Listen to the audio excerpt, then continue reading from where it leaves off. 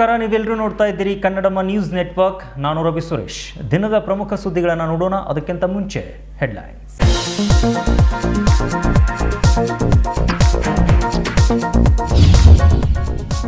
ಸಂಕೇಶ್ವರದಲ್ಲಿ ಗಾಳಿಪಟಗಳ ಸ್ಪರ್ಧೆ. ಆಗಸದಲ್ಲಿ ಕಲರ್ ಪತಂಗ ಸ್ಪರ್ಧೆಯಲ್ಲಿ ನೂರಾರು ವಿದ್ಯಾರ್ಥಿಗಳು ಭಾಗಿ.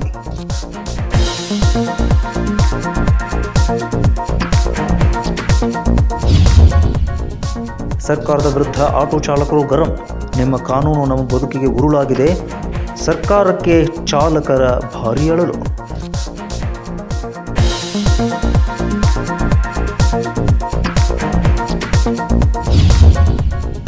ಕವಟಗಿಮಠ ಕುಟುಂಬ ಸಾಧನೆ ಸ್ಮರಣೀಯ. ನೂತನ ಫೌಂಡೇಶನ್ ಉದ್ಘಾಟನೆ. ಸಚಿವ ಪ್ರಹ್ಲಾದ್ ಜೋಶಿ ಶ್ಲಾಘನೆ.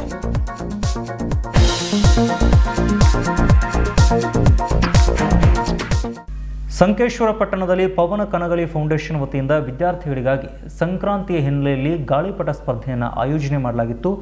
ನೂರಾರು ವಿದ್ಯಾರ್ಥಿಗಳು ಸ್ಪರ್ಧೆಯಲ್ಲಿ ಭಾಗವಹಿಸಿ ಸಂಭ್ರಮವನ್ನು ಪಟ್ಟರು. ಮಕರ ಸಂಕ್ರಾಂತಿಯಂದು ಸಂಕೇಶ್ವರದಲ್ಲಿ ಮಕ್ಕಳಿಗಾಗಿ ಗಾಳಿಪಟ ತಯಾರಿಕೆ ಮತ್ತು ಗಾಳಿಪಟ ಹಾರಿಸುವ ಸ್ಪರ್ಧೆಯನ್ನು ಪವನ ಕನಗಲಿ ಫೌಂಡೇಶನ್ ವತಿಯಿಂದ ಏರ್ಪಡಿಸಲಾಗಿತ್ತು. ಶ್ರೀರಾಮ ಸೀತೆ ಭಾವಚಿತ್ರವಿರುವಂಥ ಗಾಳಿಪಟ, ಹಳದಿ ಕೆಂಪು ನಾಡ ಬಾವುಟ ಬಣ್ಣ, ಮೀನು ಸೇರಿದಂತೆ ನಾನಾ ರೂಪ ಆಕಾರದ ಗಾಳಿಪಟಗಳನ್ನು ಆಕಾಶದಲ್ಲಿ ತೇಲಿಬಿಡಲಾಯಿತು. ಅಂತಾರಾಷ್ಟ್ರೀಯ ಎಕ್ಸ್ಪರ್ಟ್ ಪ್ರಸನ್ನ ಮಿಶ್ರಕೋಟಿ ಮಾತನಾಡಿ, ಸಂಕೇಶ್ವರದಂಥ ಪ್ರದೇಶದಲ್ಲಿ ಪವನ ಕನಗಲಿ ಫೌಂಡೇಶನ್ ವತಿಯಿಂದ ಮಕ್ಕಳಲ್ಲಿ ಗಾಳಿಪಟ ಹಾರಿಸುವ ಹವ್ಯಾಸವನ್ನು ಉತ್ತೇಜಿಸುವ ಸಲುವಾಗಿ ಸ್ಪರ್ಧೆ ಆಯೋಜನೆ ಮಾಡಿರುವುದು ಮಕ್ಕಳನ್ನು ಸೆಳೆಯುವಲ್ಲಿ ಯಶಸ್ವಿಯಾಗಿದೆ ಅಂತ ಹೇಳಿದರು. ವಿಶೇಷವಾಗಿ ಹದ್ದುಪಟ, ಸಾಲುಪಟ್ಟಗಳ ಆಗಸದೆತ್ತರಕ್ಕೆ ಹಾರಿಸುವ ಮೂಲಕ ಪ್ರಸನ್ನ ಮಿಶ್ರಕೋಟಿಯವರು ಜನರ ಕಣ್ಣೋಟವನ್ನು ಸೆಳೆದರು. ಸರ್, ಇದು ಒಂದು ಗ್ರಾಮೀಣ ಪ್ರದೇಶದಲ್ಲಿ ಬಹಳ ಚೆನ್ನಾಗಿ ಆಯೋಜನೆ ಮಾಡಿದ್ದಾರೆ. ಇದು ನನಗೆ 5ನೇ ವರ್ಷದ ಪತಂಗೋತ್ಸವ ಮಾಡ್ತಾ ಇದ್ದಾರೆ ಅಂತ ಹೇಳಿ ಪವನ್ ಸರ್ ಹೇಳಿದರು. ಬಹಳ ಅದ್ಭುತವಾಗಿ ಆಯೋಜನೆ ಮಾಡಿದ್ದಾರೆ. ಅಂದರೆ ಇಲ್ಲಿ ಯಾವುದೇ ಥರದ ಒಂದು ಆರ್ಟಿಫಿಷಿಯಲ್ ಕೊಂಡು ತಂದ ಪತಂಗಗಳಿಗೆ ಯಾವುದೂ ಆಸ್ಪದ ಇಲ್ಲ.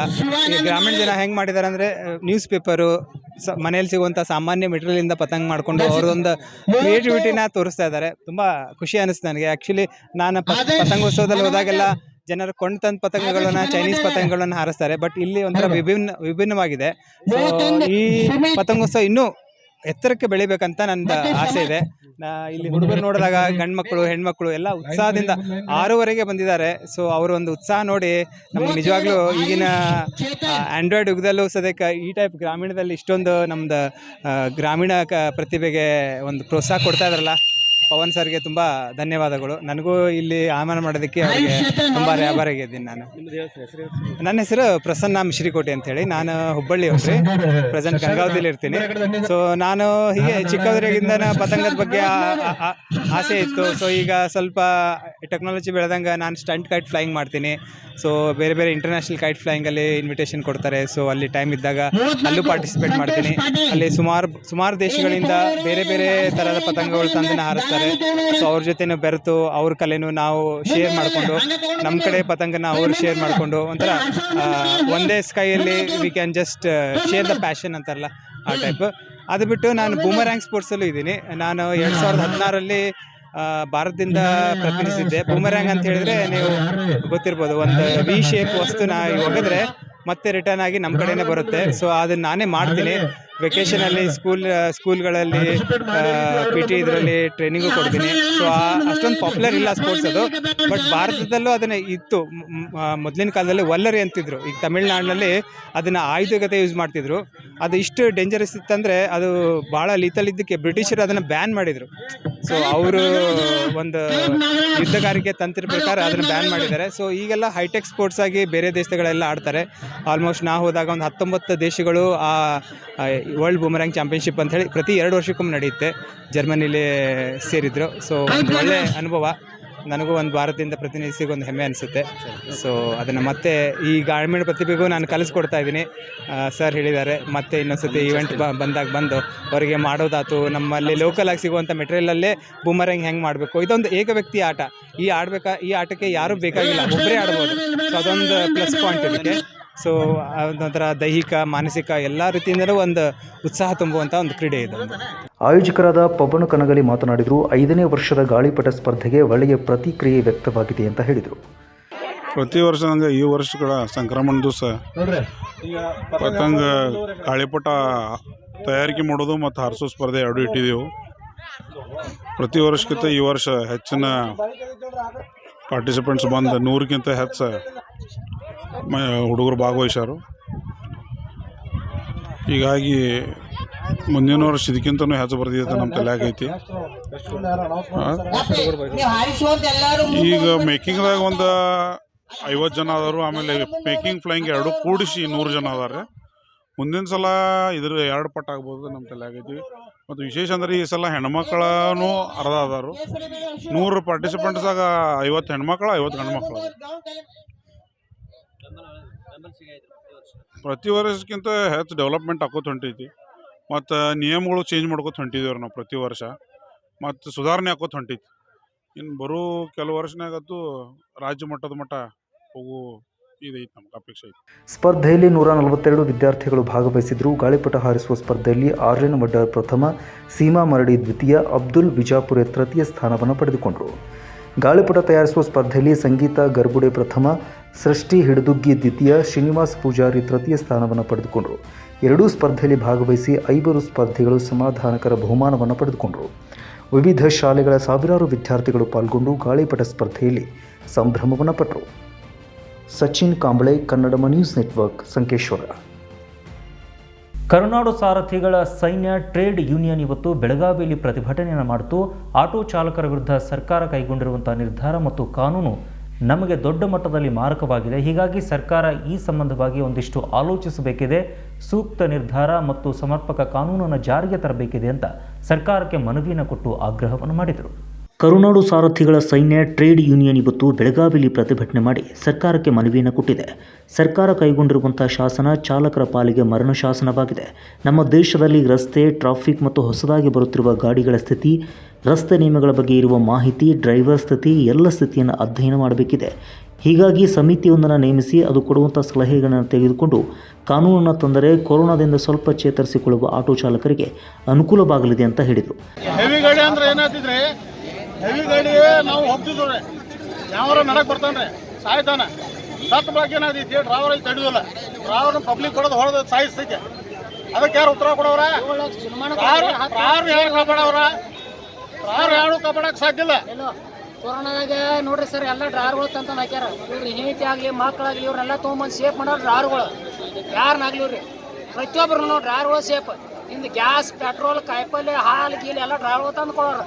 ಅವಂಗ ಹಿಟ್ ಅಂಡ್ ರನ್ ಎಲ್ಲ ಕುಡಿದಾರಂದ್ರೆ ನಾವು ಎಲ್ಲಿ ಹೋಗುದ್ರಿ? ಹಿಟ್ ಅಂಡ್ ರನ್ ಅಂದ್ರೆ ಸರ, ಈಗ ಹೆವಿ ಗಾಡಿ ಅಂದ್ರೆ ಏನಿಲ್ಲ, ದೊಡ್ಡ ಗಾಡಿ ತಪ್ಪು ಹೊರಸ್ತಾರೆ. ಅವ್ನು ಬೇಕಾದಂಗೆ ಬರ್ಲಿ, ಮೋಟರ್ ಸೈಕಲ್ದವ್ ಬಂದು ಒಳಗೆ ಹೋಗ್ತಿರೋನು ಹೆವಿ ಡ್ರೈವರ್ನ ಅಂದ್ರೆ ಪಬ್ಲಿಕ್ ಬರೋ ಸಾಯಿಸಿದ್ದೆ ಅಲ್ಲಿ. ಯಾವ ಪೊಲೀಸರು ಬರೋಲ್ಲ, ಯಾರು ಇಲ್ಲ. ಅವ್ ಏನೋ ಓಡಿ ಹೋಗ್ಬಿಡ್ತಾನು, ಅವನ ಜೀವ ಹಂಚಿಗಿಲ್ರಿ ಅವಂಗ. ಯಾರು ಪೊಲೀಸರು ಕಾಪಾಡುದಿಲ್ಲ, ಯಾರು ಕಾಪಾಡುದಿಲ್ಲ. ಡಿಮಾಂಡ್ ಏನೈತ್ರಿ? ಡಿಮಾಂಡ್ ಏನು? ಇದು ಕಾಯ್ದೆ ರದ್ದಾಗಬೇಕ್ರಿ. 10 ವರ್ಷ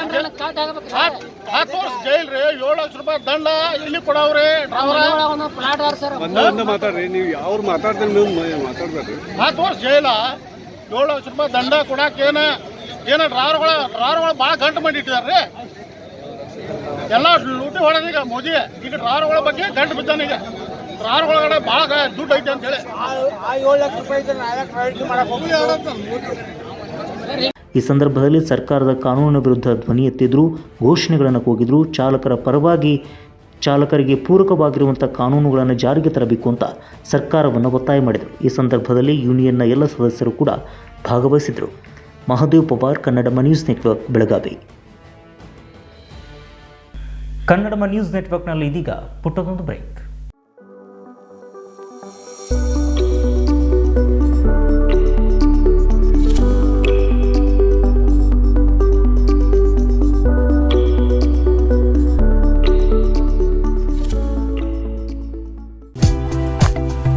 होटल आदर्श पैलेस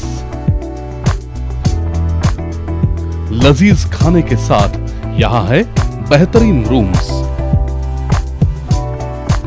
रहने के लिए स्टैंडर्ड रूम्स और सूट रूम्स, साथ ही साथ मौजूद है कई सारी क्वालिटियों से भरपूर स्टैंडर्ड डिलक्स रूम्स और deluxe suit rooms. Luxurious life का अनुभव लेना है तो एक बार अवश्य भेंट दें। शादी और इतर प्रोग्राम्स के लिए प्लैटिनम हॉल और मिलेनियम हॉल,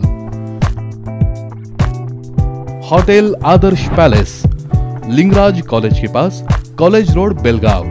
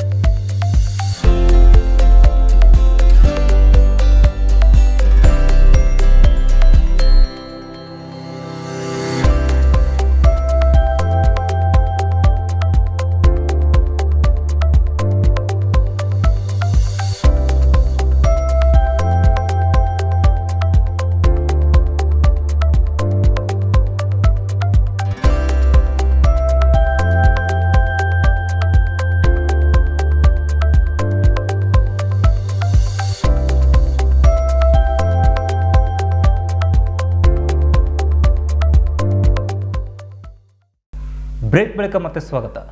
ಸವದತ್ತಿ ಪಟ್ಟಣದಲ್ಲಿ ಮಹಾಂತೇಶ್ ಕವಟಗಿಮಠ ಅವರ ಜನ್ಮ ದಿನಾಚರಣೆ ಹಿನ್ನೆಲೆಯಲ್ಲಿ ಅವರ ಹೆಸರಿನಲ್ಲಿಯೇ ಮಹಾಂತೇಶ್ ಕವಟಗಿಮಠ ಫೌಂಡೇಶನ್ ಅನ್ನು ಉದ್ಘಾಟನೆ ಮಾಡಲಾಯಿತು. ಈ ಸಂದರ್ಭದಲ್ಲಿ ಸಚಿವ ಪ್ರಹ್ಲಾದ್ ಜೋಶಿ ಅವರು ಕವಟಗಿಮಠ ಅವರ ಸಮಾಜಪರ ಕಾರ್ಯದ ಬಗ್ಗೆ, ಸಾಧನೆ ಬಗ್ಗೆ ಶ್ಲಾಘನೆಯನ್ನು ವ್ಯಕ್ತಪಡಿಸಿದರು. ಕೃಷಿ, ಶಿಕ್ಷಣ ಹಾಗೂ ಆರೋಗ್ಯ ಕ್ಷೇತ್ರದಲ್ಲಿ ಕವಟಗಿಮಠ ಕುಟುಂಬ 3 ತಲೆಮಾರುಗಳಿಂದ ಸೇವೆ ಸಲ್ಲಿಸುತ್ತಾ ಬಂದಿದೆ. ಇದೇ ಹಿನ್ನೆಲೆಯಲ್ಲಿ ಮಹಾಂತೇಶ್ ಕವಟಗಿಮಠ ಅವರ ಜನ್ಮದಿನದ ಹಿನ್ನೆಲೆಯಲ್ಲಿ ಮಹಾಂತೇಶ್ ಕವಟಗಿಮಠ ಫೌಂಡೇಶನ್ ಅನ್ನು ಸವದತ್ತಿಯಲ್ಲಿ ಉದ್ಘಾಟನೆ ಮಾಡಲಾಯಿತು. ಈ ಸಂದರ್ಭದಲ್ಲಿ ಕೇಂದ್ರ ಸಚಿವ ಪ್ರಹ್ಲಾದ್ ಜೋಶಿ ಅವರು ಮಾತನಾಡಿದರು. ಕವಟಗಿಮಠ ಕುಟುಂಬ ಅವರ ಸಾಮಾಜಿಕ ಸೇವೆಯನ್ನು ಕೊಂಡಾಡಿದರು. ಇದೇ ಸಂದರ್ಭದಲ್ಲಿ ಮಾಜಿ ವಿಧಾನ ಪರಿಷತ್ ಸದಸ್ಯ ಮಹಾಂತೇಶ್ ಕವಟಗಿಮಠ ಅವರು ಕೂಡ ಮಾತನಾಡಿ ಫೌಂಡೇಶನ್ನ ಧ್ಯೇಯೋದ್ದೇಶದ ಬಗ್ಗೆ ತಿಳಿಸಿ ಹೇಳಿದರು. ಜನ್ಮ ದಿವಸದ ನಿಮಿತ್ತವಾಗಿ ಈ ಒಂದು ಕಾರ್ಯಕ್ರಮವನ್ನು, ಫೌಂಡೇಶನ್ ಅನ್ನು ಉದ್ಘಾಟನೆ ಮಾಡುವಂಥ ಕಾರ್ಯಕ್ರಮವನ್ನು ಇವತ್ತು ಹಾಕಿಕೊಂಡಿದ್ದಾರೆ. ಕವಟಗಿಮಠ ಮನೆತನ ಈ ಭಾಗಕ್ಕೆ ಅಪಾರವಾದಂಥ ಒಂದು ಕೊಡುಗೆಯನ್ನು ಕೊಟ್ಟಿದೆ. ಅವರ ಅಜ್ಜ ಈಗಾಗಲೇ ಸಾಕ್ಷ್ಯಚಿತ್ರದಲ್ಲಿ ತೋರಿಸಿದರು. ಕಲ್ಲಯ್ಯನವರು, ಅವರು ಪ್ರಯತ್ನಶೀಲತೆಗೆ ಮತ್ತೊಂದು ಹೆಸರು ಅಂದರೆ ಕಲ್ಲಯ್ಯಜ್ಜನವರು ಅನ್ನುವಂಥ ಮಾತಿತ್ತು. ಕೃಷಿ, ವಾಣಿಜ್ಯ, ಸಹಕಾರಿ ಕ್ಷೇತ್ರಗಳಲ್ಲಿ ತಮ್ಮ ಹೆಜ್ಜೆ ಗುರುತುಗಳನ್ನು ಮೂಡಿಸಿದರು. ಅವರು 1914ರಿಂದ 49ರವರೆಗೆ LMSP ಸೊಸೈಟಿಯ ಚೇರ್ಮನ್ರಾಗಿ, ಸಂಸ್ಥಾಪಕರಲ್ಲಿ ಒಬ್ಬರಾಗಿ ಕಾರ್ಯವನ್ನು ನಿರ್ವಹಿಸಿದರು. ಸಹಕಾರಿ ಕ್ಷೇತ್ರಕ್ಕೆ ತನ್ನದೇ ಆದಂತಹ ಕೊಡುಗೆಯನ್ನು ಕೊಟ್ಟು ಮಹಾಂತೇಶ್ ಕವಟಗಿಮಠ ಅವರ ತಂದೆ ಮಲ್ಲಯ್ಯನವರು 14 ವರ್ಷದವರಿದ್ದಾಗನೇ ಅವರು ಈ ಲೋಕವನ್ನು ತೆಗೆಸಿದ್ರು ಸಹಿತ ಅವರ ತಂದೆಯಿಂದ ಬಂದಂತಹ ಈ ಸಹಕಾರಿ ಕ್ಷೇತ್ರದ ಮೂಲಕ ಜನರಿಗೆ ಸೇವೆಯನ್ನು ಮಾಡಬೇಕು ಅನ್ನುವಂಥ ಒಂದು ಕಳಕಳಿಯಿಂದ ಈ ಎಲ್ಲ ಸಂಸ್ಥೆಗಳನ್ನು ಮುನ್ನಡೆಸ್ಕೊಂಡು ಬಂದರು. ಮತ್ತು ಅವತ್ತಿನ ಕಾಲದಲ್ಲಿ 1973ರಿಂದ 1982ರವರೆಗೆ ಸರಿಸುಮಾರು 11 ವರ್ಷಕ್ಕಿಂತ ಹೆಚ್ಚು ಕಾಲ ಪುರಸಭೆಯ ಅಧ್ಯಕ್ಷರಾಗಿ ಕೂಡ ಕೆಲಸವನ್ನು ಮಾಡಿದಂಥವರು. ಮತ್ತು ಮುಂದೆ ಸಕ್ಕರೆ ಕಾರ್ಖಾನೆ ಮತ್ತು ಬೇರೆ ಬೇರೆ ಹೋರಾಟಗಳ ಮುಂದಾಳತ್ವವನ್ನು ವಹಿಸಿ ದೂಧಗಂಗಾ ಕೃಷ್ಣ ಸಹಕಾರಿ ಕ್ಷೇತ್ರದ ಸಕ್ಕರೆ ಕಾರ್ಖಾನೆಯ ಉಪಾಧ್ಯಕ್ಷರಾಗಿ ಕಾರ್ಯವನ್ನು ನಿರ್ವಹಿಸಿದರು. ಇದೆಲ್ಲ ನಾನು ಒಂದು ಸ್ವಲ್ಪ ಯಾಕೆ ಉಲ್ಲೇಖ ಮಾಡ್ತಾ ಇದ್ದೇನೆಂದ್ರೆ, ಅದೇ ಗುಣಗಳು ಮಹಾಂತೇಶ್ ಕವಟಗಿಮಠ ಅವರಲ್ಲಿ ಬಂದದ್ದರ ಪರಿಣಾಮವಾಗಿ ಕಳೆದ ಹಲವಾರು ವರ್ಷಗಳಿಂದ ಡಾಕ್ಟರ್ ಪ್ರಭಾಕರ್ ಕೋರೆ ಅವರ ನೇತೃತ್ವದಲ್ಲಿ ಹಲವಾರು ಸಹಕಾರಿ ಕ್ಷೇತ್ರಗಳಲ್ಲಿ ಕೆಲಸವನ್ನು ಮಾಡ್ತಾ KLE ಸಂಸ್ಥೆಯ ನಿರ್ದೇಶಕರಾಗಿ ಮತ್ತು ಈ ಭಾಗದ ಸ್ಥಳೀಯ ಸಂಸ್ಥೆಗಳಿಂದ 2 ಉಪಾಧ್ಯಕ್ಷರಾಗಿ 12 ವರ್ಷಗಳ ಕಾಲ ವಿಧಾನ ಪರಿಷತ್ ಸದಸ್ಯರಾಗಿ ವಿಧಾನ ಪರಿಷತ್ನಲ್ಲಿ ಅತ್ಯಂತ ಸಕ್ರಿಯವಾಗಿ ಕಾರ್ಯವನ್ನು ನಿರ್ವಹಿಸುವ ಸದಸ್ಯರಲ್ಲಿ ಕೌಟಗಿ ಮಠರು ಒಬ್ಬರು ಅನ್ನುವಂಥದ್ದು ಅತ್ಯಂತ ಅಭಿಮಾನದಿಂದ ನಾನು ಹೇಳಲಿಕ್ಕೆ ಬಯಸ್ತೇನೆ.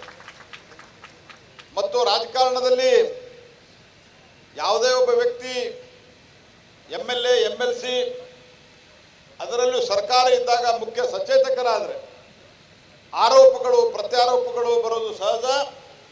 ಆದರೆ ಮಹಾಂತೇಶ್ ಕೌಟಗಿ ಮಠ ಅವರಿಗೆ ಅವರು 12 ವರ್ಷ MLC ಆಗಿ ಆ ಸಂದರ್ಭದಲ್ಲಿ ಅನೇಕ ವರ್ಷಗಳ ಕಾಲ ನಮ್ಮದೇ ಪಕ್ಷದ ಸರ್ಕಾರ ಇದ್ದಾಗೂ ಸಹಿತ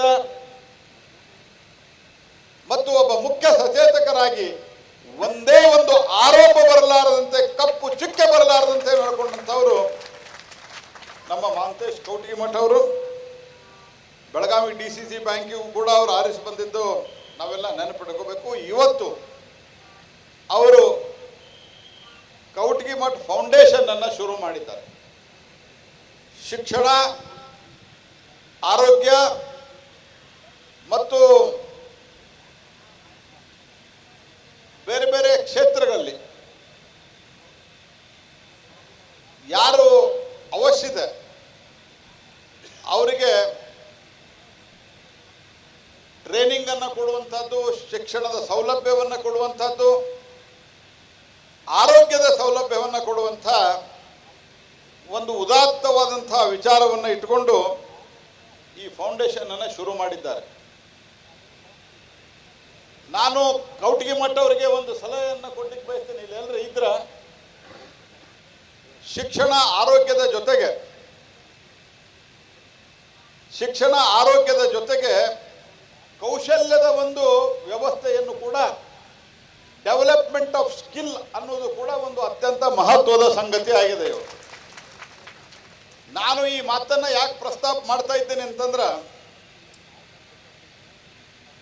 ಜಗತ್ತಿನ ಅನೇಕ ದೇಶಗಳಿಗೆ ಇವತ್ತಿನ ಪರಿಸ್ಥಿತಿಗೆ ಹೋಲಿಸಿದಾಗ ಅತ್ಯಂತ ಅಭಿಮಾನದಿಂದ ಒಂದು ಸಂಗತಿ ಹೇಳಬಹುದು ನಾವು.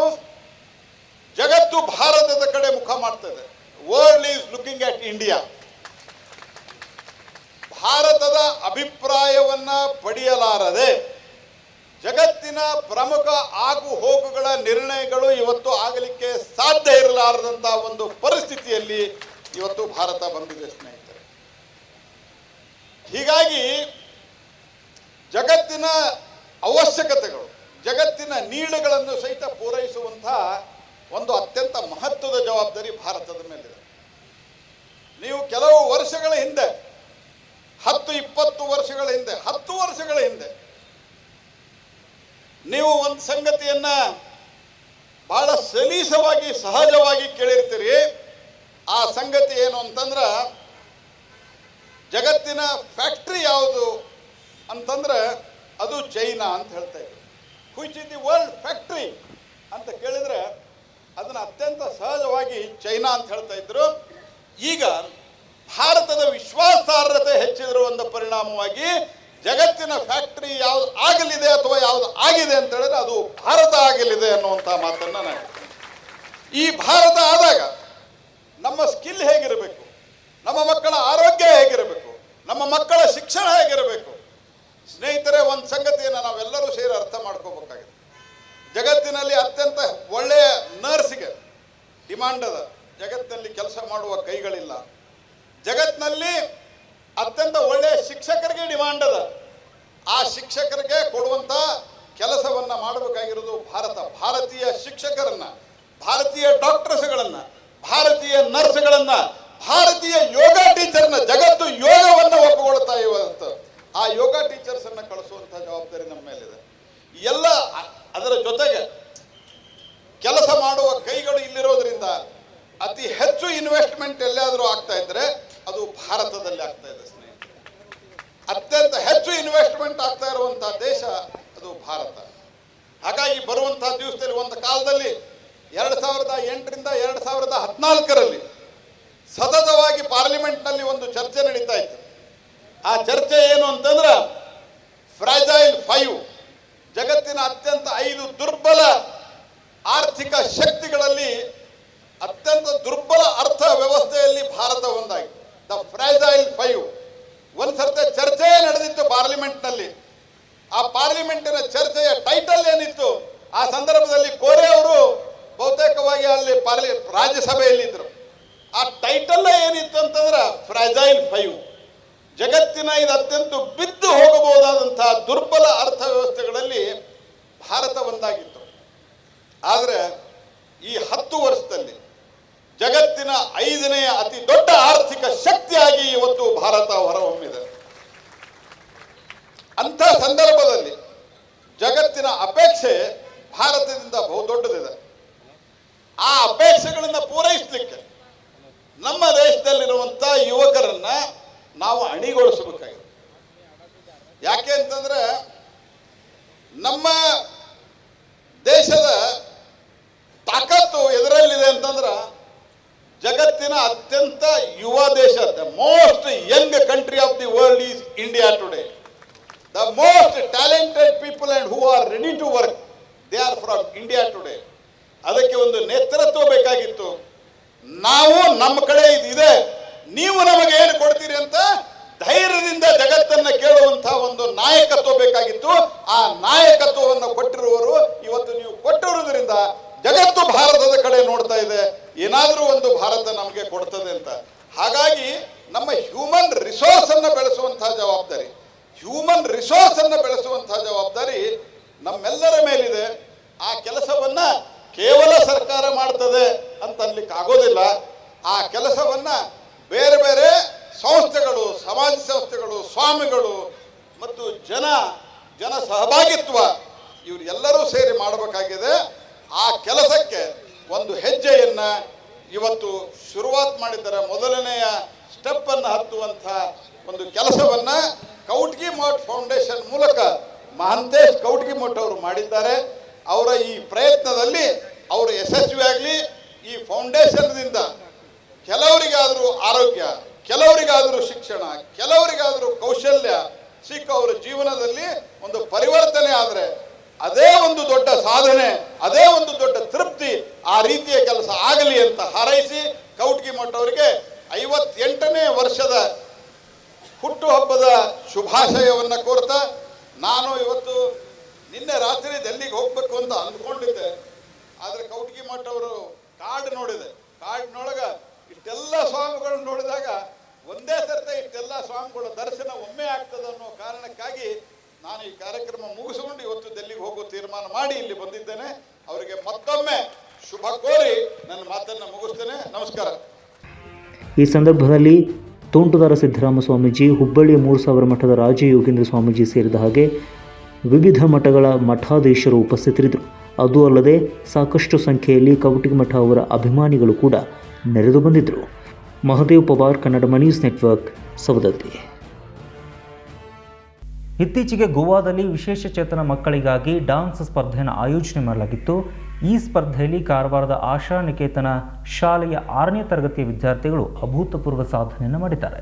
ಇತ್ತೀಚೆಗೆ ಗೋವಾದಲ್ಲಿ ನಡೆದ ವಿಶೇಷಚೇತನ ಮಕ್ಕಳ ಡ್ಯಾನ್ಸ್ ಸ್ಪರ್ಧೆಯಲ್ಲಿ ಕಾರವಾರ ಆಶಾ ನಿಕೇತನ ಶಾಲೆಯ 6ನೇ ತರಗತಿಯ ಶ್ರುತಿ ಕೃಷ್ಣ ಪಾಟೀಲ್ ನೇತೃತ್ವದ ತಂಡ 2ನೇ ಸ್ಥಾನವನ್ನು ಪಡೆದು ಕೀರ್ತಿ ತಂದಿದ್ದಾಳೆ. ಕಾರವಾರ, ಗೋವಾ, ಅಸ್ಸಾಂ, ದೆಹಲಿ, ಮಧ್ಯಪ್ರದೇಶ ಹಾಗೂ ಮಹಾರಾಷ್ಟ್ರದಿಂದ ವಿಶೇಷಚೇತನ ಮಕ್ಕಳು ಭಾಗವಹಿಸಿದರು.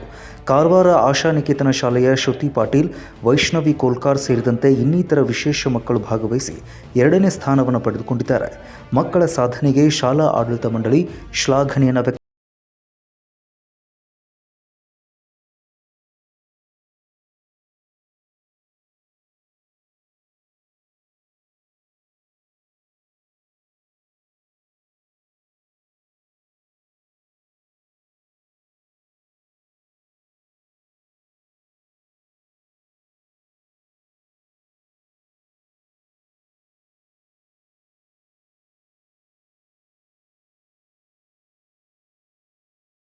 ಉತ್ತರ ಕನ್ನಡ ಜಿಲ್ಲೆ ಕಾರವಾರ ತಾಲೂಕಿನಲ್ಲಿರುವ KDDC Karwar diocesan development council ಇದರ ಅಡಿಯಲ್ಲಿ 1996ರಲ್ಲಿ ನಮ್ಮ ಆಶಾನಿಕೇತನ ಕಿವುಡುಮಕ್ಕಳ ವಸತಿ ಶಾಲೆಯು ಸ್ಥಾಪನೆಗೊಂಡು ಇಲ್ಲಿಯವರೆಗೆ ಉಚಿತ ಶಿಕ್ಷಣ ಹಾಗೂ ವಸತಿಯನ್ನು ನೀಡುತ್ತಾ ಬಂದಿದೆ.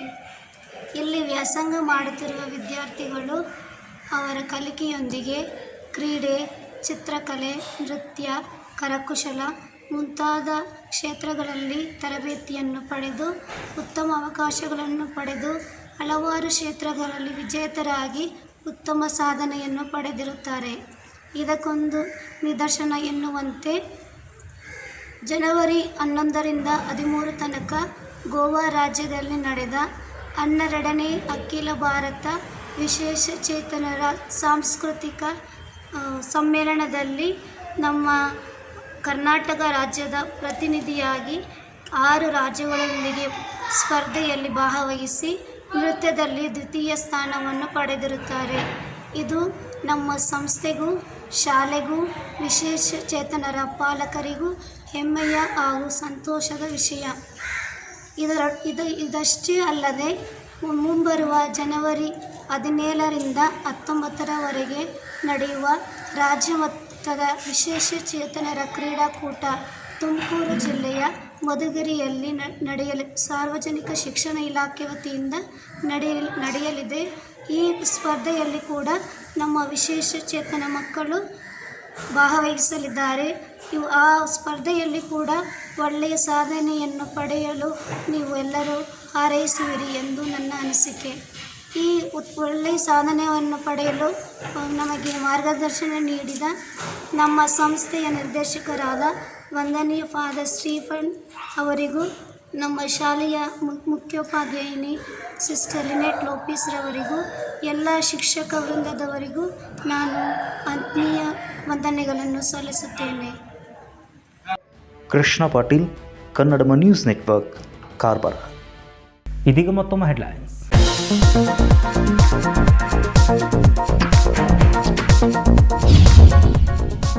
ಸಂಕೇಶ್ವರದಲ್ಲಿ ಗಾಳಿಪಟಗಳ ಸ್ಪರ್ಧೆ. ಆಗಸದಲ್ಲಿ ಕಲರ್ ಪತಂಗ ಸ್ಪರ್ಧೆಯಲ್ಲಿ 100 ವಿದ್ಯಾರ್ಥಿಗಳು ಭಾಗಿ.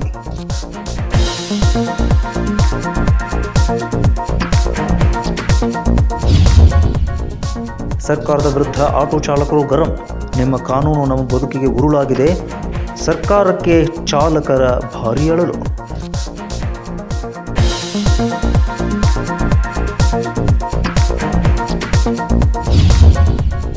ಕವಟಗಿ ಮಠ ಕುಟುಂಬ ಸಾಧನೆ ಸ್ಮರಣೀಯ. ನೂತನ ಫೌಂಡೇಶನ್ ಉದ್ಘಾಟನೆ. ಸಚಿವ ಪ್ರಹ್ಲಾದ್ ಜೋಶಿ ಶ್ಲಾಘನೆ.